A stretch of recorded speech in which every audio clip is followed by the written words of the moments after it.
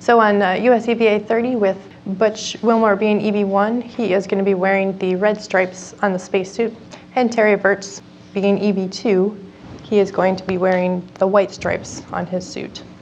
So both crew members are going to egress the airlock, which is going to be egressing first.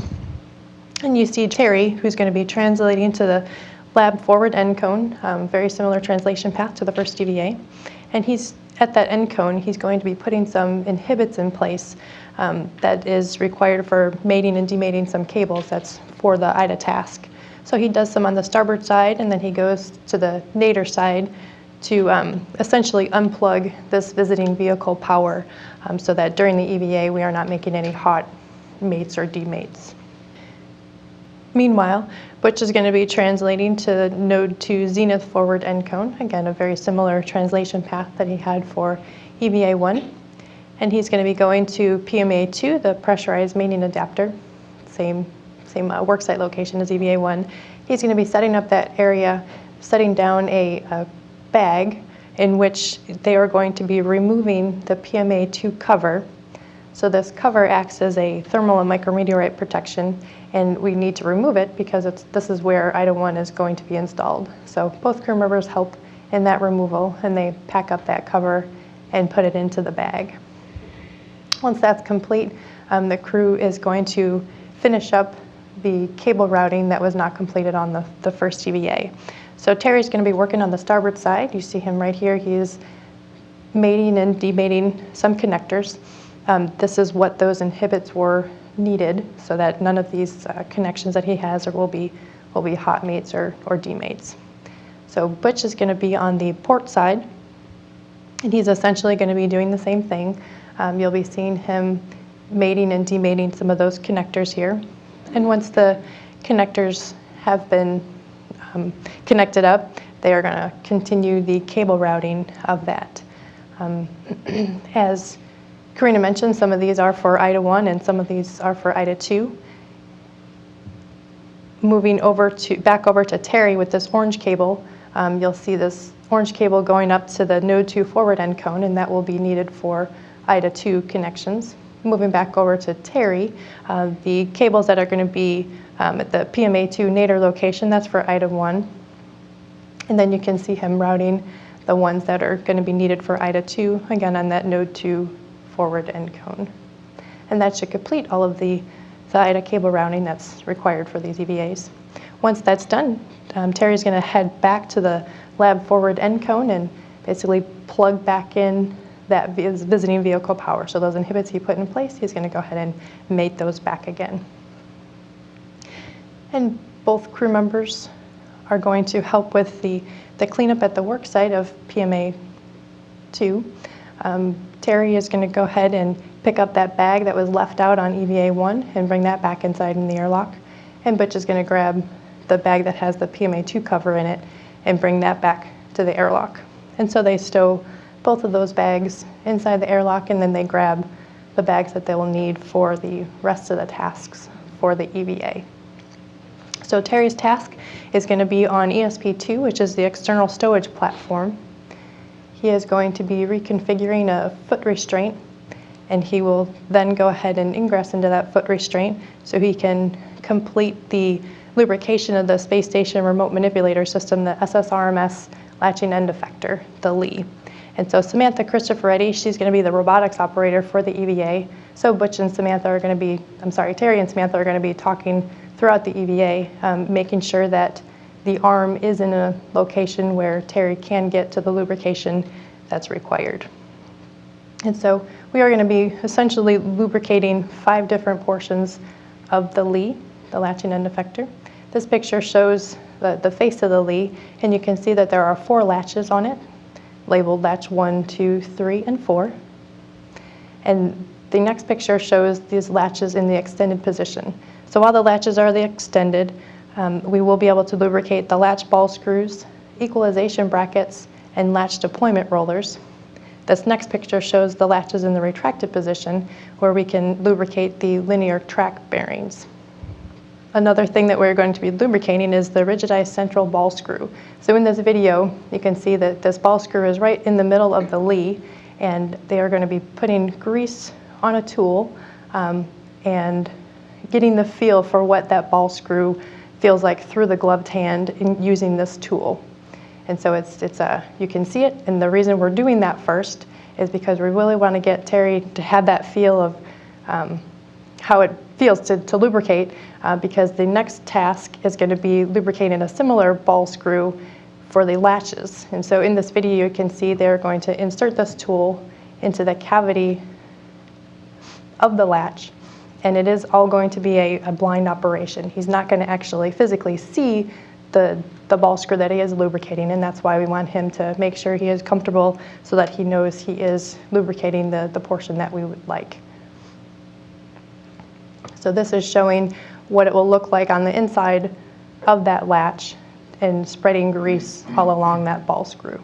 Again, Terry's not going to be able to see that, but this is what it will look like.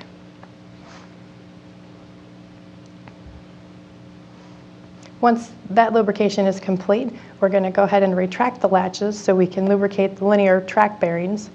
So each latch has these 2 track bearings, and we're going to lubricate both sides of those tracks on each of the 4 latches. If there's enough time in the EVA, we're going to go ahead and continue lubrication. We're going to extend the latches again to lubricate the equalization brackets as well as the deployment rollers. So in this picture, again, of the extended latch, you can see the equalization brackets. So each latch has 1 equalization bracket, and then there are 4 latch deployment rollers per latch. So for the latch deployment rollers, we're just basically putting a little dab of grease onto the rollers, and the equalization bracket, we put a little grease along the inboard and the outboard sides of that bracket. Meanwhile, Butch is going to be doing the PMM prep portion of the EVA, so the permanent multipurpose module. On his way to the work site, he's going to go up to the Z1 port toolbox, where he's going to get a socket that's required for the work site out at node 3. So you can see his translation path out to node 3.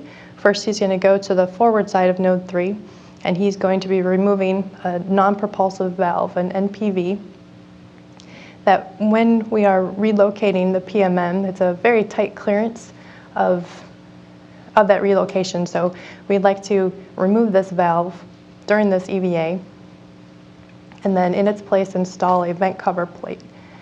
So that is the valve that we're going to remove, and that vent cover plate is installed. We install that cover plate to protect the sealing surfaces of that valve, because once the PMM is relocated here, we do have plans to reinstall that valve. Once that's complete, he moves to the starboard side and is going to be removing a handrail that has actual physical interference when the PMM is relocated here. So we will not be reinstalling it. Next in view is the CBM, the common berthing mechanism. And this is actually where the PMM is going to be relocated. And so there are some launch locks that need to be released, as well as a flap that needs to be opened for some camera views. So on the CBMs, there are 4 pedals, each that has 2 launch locks. And so Butch is going to be releasing all 8 of those launch locks on this CBM. When he is complete with the forward side of node 3, he's going to translate over to the aft side. You can see his translation path here. So the aft side, going to that CBM and essentially doing the same thing. In this location is where the beam experiment, the Bigelow expandable activity module, is going to be berthed to. And so again, he needs to release the launch locks of all 4 pedals and then open up the flap that's needed for the camera views. So once all of the launch locks are released, and this is for both the forward and the aft CBM, the ground is going to command these pedals open to a 45-degree position, and Butch is going to verify that they did deploy in that position, and then the ground is going to go ahead and close them, and Butch is going to verify that they are closed. Once that's complete, he's going to head back to that toolbox, put his socket away, and head on back to the airlock. And so Butch and Terry will be back at the airlock, and that's the planned tasks for this EVA. We do anticipate we'll have some time for the get-aheads. The first get-ahead, we would be putting wire ties on the S0 truss, and this is getting a head start for the third EVA.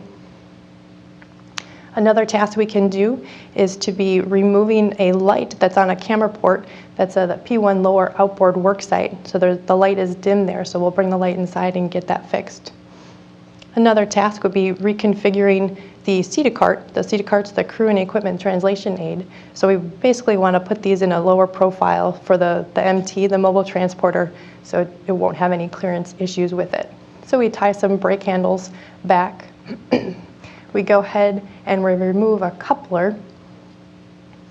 There's the coupler shown there, and also a swing arm. So we remove the coupler and the swing arm, and we pull those off and translate over to along the truss to S0, where we're going to go ahead and stow that out of the way on the wedge face there. This is showing the port CETA cart, where at this location all we would need to do is take a tether to tie down these brake handles. Another task we can do is back at the airlock. There is a known sharp edge along the handrail of the airlock, and so we have a handrail clamp that can go over that sharp edge. You can see it here in the picture. So we install that, and so since this is such a highly traveled area, we install that clamp, and then the crew doesn't need to worry about cutting their glove or anything else on their spacesuit when going over that handrail. And so that is the get-aheads that we can do for this EVA, and that's it for the video.